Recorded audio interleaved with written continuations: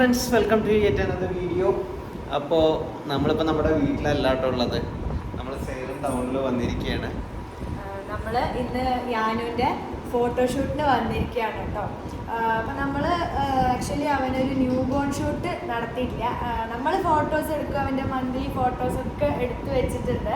പക്ഷേ ഇങ്ങനൊരു പുറത്ത് വന്ന് നമ്മളൊരു സെറ്റൊക്കെ ഇട്ട് പ്രോപ്സൊക്കെ വെച്ച് അവൻ്റെ ഒരു ഫോട്ടോഷൂട്ട് എന്നുള്ള രീതിയിൽ അവൻ്റെ ഫസ്റ്റ് ഫോട്ടോഷൂട്ടാണ്. അപ്പോൾ ഇത് ഒരു ഹൗസ് സെറ്റപ്പിൽ തന്നെയാണ് കേട്ടോ. അതിലിവിടെ തീം സെറ്റ് ചെയ്തിട്ട് നമ്മൾ ഫോട്ടോസ് എടുക്കാൻ പോവാണ്. ഫോട്ടോസൊക്കെ നമ്മൾ ഇൻസ്റ്റാഗ്രാം വഴിയൊക്കെ നമ്മൾ ചെയ്തിട്ട് ഇടാം. അപ്പോൾ ഞാനും അത് അവിടെ ഇരിക്കുന്നുണ്ട് കേട്ടോ. അവന് ഡ്രസ്സൊക്കെ ചേഞ്ച് ചെയ്തിട്ട് ഞാൻ തീമിന് വേണ്ടിയിട്ട് സെറ്റ് ചെയ്യണം. നമ്മൾ ക്ലിപ്സൊക്കെ ഇങ്ങനെ കാണിച്ചു തരാൻ എടുക്കുന്നതിൻ്റെ ഇടയിലൊക്കെ. അപ്പോൾ നമുക്ക് ഷൂട്ടിൻ്റെ കാര്യം അവനൊന്ന് റെഡിയാക്കി എടുക്കട്ടെ. അത് കഴിഞ്ഞിട്ട് നമ്മുടെ ചെറിയൊരു ഫാമിലി ഷൂട്ട് നമ്മൾ ഇതിൻ്റെ കൂടെ പ്ലാൻ ചെയ്യുന്നുണ്ട്. അപ്പോൾ അതാണ് കേട്ടോ ഇന്നത്തെ ഒരു വീഡിയോ. അപ്പോൾ നമുക്ക് വീഡിയോയിലോട്ട്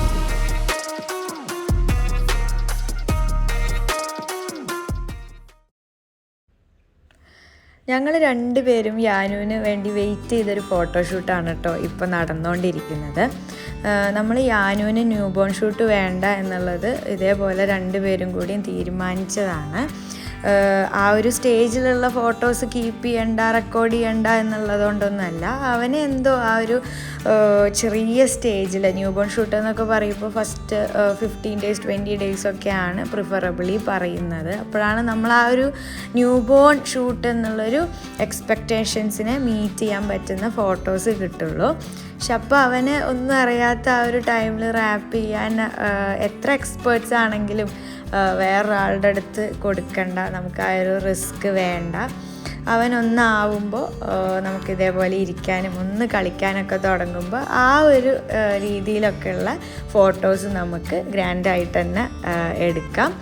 അതുവരെ നമുക്ക് പറ്റുന്ന പോലെയൊക്കെ വീട്ടിൽ ഞങ്ങൾ തന്നെ സെൽഫായിട്ട് എടുത്ത് വെച്ചിട്ടുള്ള ഫോട്ടോഷൂട്ടുകളാണ് അവൻ്റെ ഒട്ടുമിക്കതും. നമ്മളതെല്ലാം മന്ത്ലി എടുക്കാറുണ്ട്. അതേപോലെ തന്നെ പിന്നെ നമ്മൾ അവൻ്റെ ഓരോ മൊമെൻറ്റ്സും ഇതേപോലെ ക്യാപ്ചർ ചെയ്ത് വെക്കാറുണ്ട്. അതൊന്നും നമ്മൾ ഒഴിവാക്കാറില്ല. പക്ഷെ ഇതേപോലെ വേറൊരു തേർഡ് പേഴ്സൺ വന്നിട്ടുള്ളൊരു ഫോട്ടോഷൂട്ട് വേണ്ട എന്നുള്ളത് ഞങ്ങളങ്ങനെ ഫിക്സ് ചെയ്തതാണ്. ഇപ്പം എന്തായാലും ഇപ്പോൾ പറഞ്ഞാൽ അവൻ വളരെയധികം റെസ്പോണ്ട് ചെയ്യാൻ തുടങ്ങിയ ടൈമും അവൻ്റെ കളികളൊക്കെ ഭയങ്കരമായിട്ട് ഓരോ ദിവസം കഴിയുന്തോറും മാറ്റം വന്നുകൊണ്ടിരിക്കുന്ന ഒരു സമയമൊക്കെയാണ്. ഇപ്പോൾ ഇതാണ് ഒരു റൈറ്റ് ടൈം നമുക്ക് ഈ ഒരു മെമ്മറീസൊക്കെ കീപ്പ് ചെയ്യാൻ വേണ്ടിയിട്ട് ഒരു ഫോട്ടോഷൂട്ട് നടത്താൻ ഇപ്പോൾ അവന് ഒരു പറ്റിയ ടൈമാണെന്ന് തോന്നിയോണ്ടാണ് നമ്മളിപ്പോൾ ഒരു 9 months ആയി അവന്. നമ്മൾ 9th month ഈ ഫോട്ടോഷൂട്ട് നടത്തുന്നത്.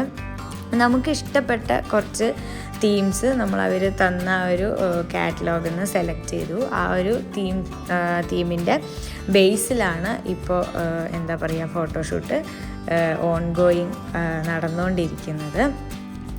ഈ ഒരു തീമാണ് കേട്ടോ എനിക്ക് ഈ ഒരു എൻറ്റയർ ഫോട്ടോഷൂട്ടിൽ എൻ്റെയും ഏട്ടൻ്റെയും ഒക്കെ ഒരു ഫേവറേറ്റ് തീം എന്ന് പറയുന്നത് ഈ ഒരു സ്നോയും ഒക്കെ ആയിട്ടുള്ള ഒരു ക്യൂട്ടായിട്ടുള്ളൊരു തീമായിരുന്നു. അത് കഴിഞ്ഞ് നമ്മൾ 2-3 വേറെ തീമും ചെയ്തിട്ടുണ്ടായിരുന്നു. ഫസ്റ്റ് എടുത്ത തീം എന്ന് പറയുന്നത് ഒരു ഹണീബി തീമായിരുന്നു. അവർക്ക് ഹണീബി കോസ്റ്റ്യൂമൊക്കെ ഉണ്ടായിരുന്നു. പക്ഷെ നമ്മളത്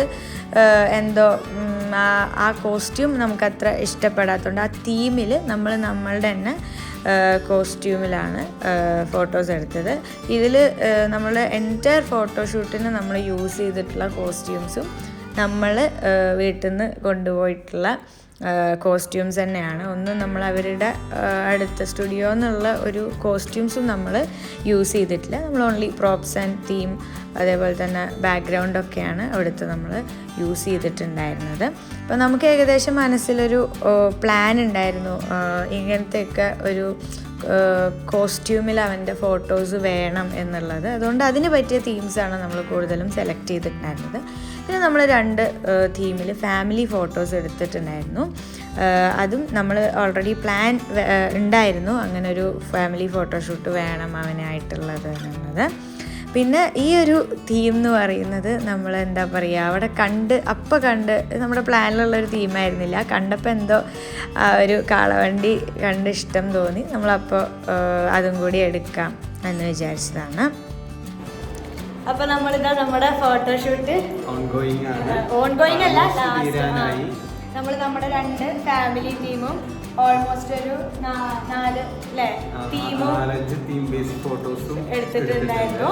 അപ്പോൾ ഇതിൻ്റെ ഫൈനൽ തീമാണ്. നമ്മളിനി പോയ വഴി എന്തെങ്കിലും കുടിക്കണം. അവനെ ചിരിപ്പിച്ച് സൗണ്ടൊക്കെ പോയി കിടക്കുകയാണ്. അപ്പോൾ നമ്മൾ ലാസ്റ്റ് അവൻ്റെ ഡ്രസ്സും കൂടി ചേഞ്ച് ചെയ്തിട്ട് ആ ഫോട്ടോയും കൂടി എടുക്കട്ടെ, എന്നിട്ട് സംസാരിക്കാം കേട്ടോ. അപ്പോൾ നമ്മുടെ ഷൂട്ടൊക്കെ ഫുള്ളി തീർന്നു. നമ്മൾ 2 hours ഒരു സ്ലോട്ടാണ് നമ്മൾ എടുത്തിരുന്നത്.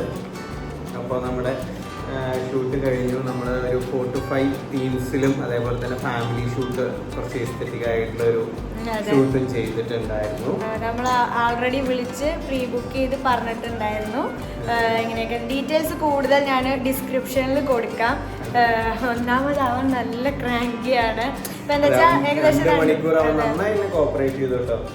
അതുകൊണ്ട് തന്നെ അവന് ഇപ്പം നല്ല ടയേർഡായി. കുറേ ഫോട്ടോസിന് ഇതിനൊക്കെ ഇങ്ങനെ പോസ്റ്റ് ചെയ്തിരുന്ന അവൻ ചില ഫോട്ടോസിനൊന്നും നമ്മളൊന്നും ചെയ്യേണ്ടി വന്നിട്ടില്ല. അവൻ തന്നെ നല്ല പോസ്റ്റുകളൊക്കെ തന്നിട്ടുണ്ടായിരുന്നു.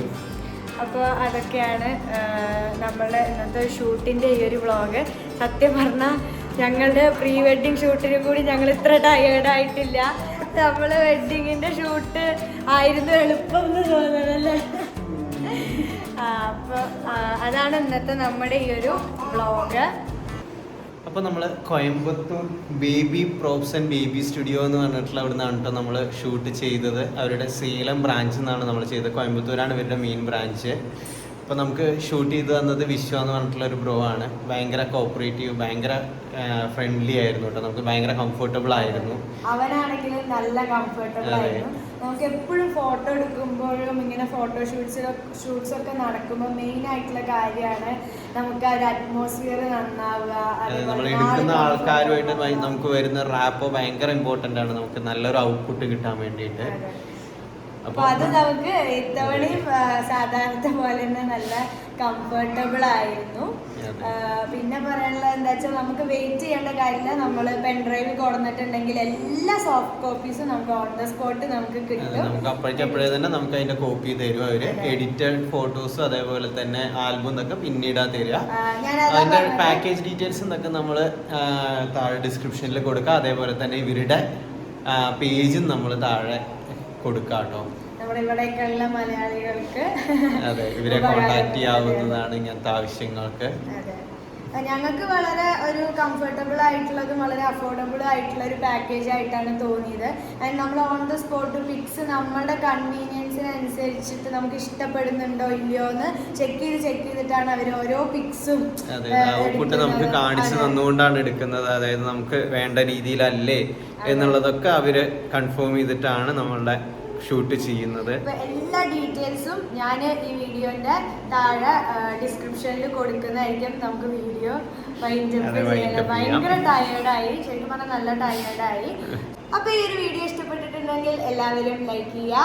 അതേപോലെ തന്നെ ചാനൽ സബ്സ്ക്രൈബ് ചെയ്തിട്ടില്ലെങ്കിൽ ചാനൽ സബ്സ്ക്രൈബ് ചെയ്യുക. പുതിയൊരു ഓപ്ഷൻ എന്താണ്? ഹൈപ്പ് എന്ന് പറഞ്ഞിട്ടുള്ള ഒരു സംഭവം വന്നിട്ടുണ്ട് യൂട്യൂബിൽ.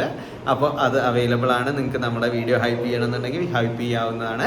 അതിൻ്റെ നിങ്ങളുടെ വിലയേറിയ നിർദ്ദേശങ്ങളും കമൻസും ഒക്കെ നമ്മുടെ താഴെ കമൻറ്റ് സെക്ഷനിലും അതേപോലെ തന്നെ നമ്മുടെ ഇൻസ്റ്റാഗ്രാം ഹാൻഡിൽസിലും നമ്മളെ അറിയിക്കാവുന്നതാണ്. പിന്നെ ഇൻസ്റ്റാഗ്രാം ഞങ്ങൾ 2 പേരുടെയും ഫോളോ ചെയ്യുക. അപ്പോൾ ഈ പിക്സ് ഒക്കെ നിങ്ങൾക്ക് കാണാൻ പറ്റും. അതെ, നമ്മൾ ഇൻസ്റ്റാഗ്രാമിൽ എല്ലാ പിക്സും എഡിറ്റഡ് പിക്സും ഒക്കെ അപ്ലോഡ് ചെയ്യുന്നതാണ്. സോ എല്ലാവർക്കും അടുത്തൊരു വീഡിയോയിൽ കാണുന്നവരെ ടേക്ക് കെയർ. Bye bye.